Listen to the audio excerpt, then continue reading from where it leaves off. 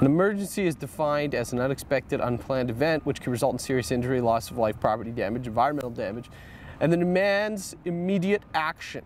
The emergency response plan is to be practiced through active drills and/or discussions and safety meetings to ensure a good understanding by all employees. Following will be discussed during these drills. Warning systems to be used. Hey, what's that horn? Does that mean it's lunchtime? Does it mean it's lunchtime right now or something? Like, why are you sounding the horn when I'm doing my lines? Oh. In any emergency situation, your first response should be to notify your supervisor. Even if you feel that you can handle the situation, things can often take a quick turn and go from bad to worse. The best thing to do is make others aware of your situation, primarily your supervisor, and then assess what to do if you are capable. If you are unsure, it is probably best to get yourself and any other workers to a safe location and wait for someone more qualified to handle the situation. ALSA Road Construction has developed procedures that ensure the responses to emergencies are prompt, organized, and effective. We ensure that our key people are able to handle these situations.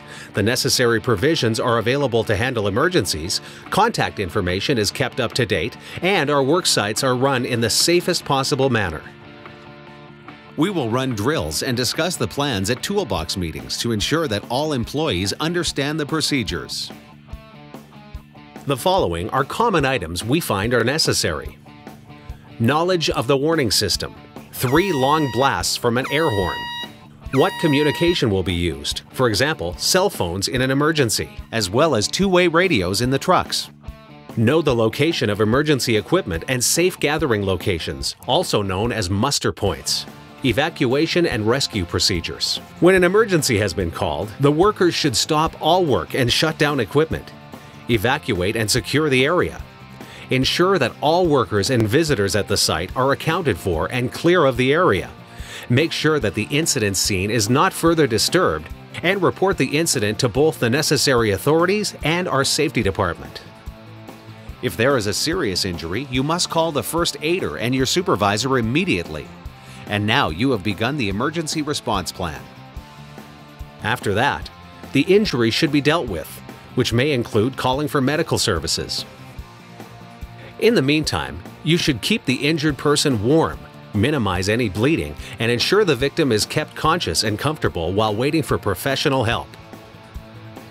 In case of fire, the alarm must be activated and other workers warned about the situation. The fire department should be summoned. The fire may be dealt with by using handheld fire extinguishers, but do not put yourself in harm's way to try and fight the fire. If it is a large fire, get everyone to the muster point while waiting for fire teams to respond. If there is a spill, activate the alarm and again, make sure the nearby workers are made aware of the situation. Evaluate what has been spilled and contact emergency personnel with this information. If it is a dangerous spill, be sure to evacuate the area and wait for response. Each site has an emergency response plan that should be known by all workers. As a worker, it is your responsibility to follow the lead of the supervisors and report any incident that happens on the site. Upon hearing the horn, all workers are to leave the work area and gather at the muster site and take a roll call to ensure that all workers are accounted for.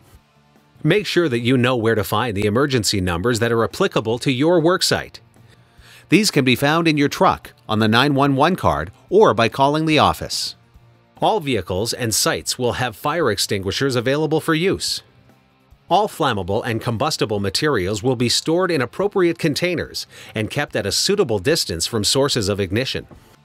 All combustible products should be labeled with WHMIS labels, and you should be familiar with the codes they use.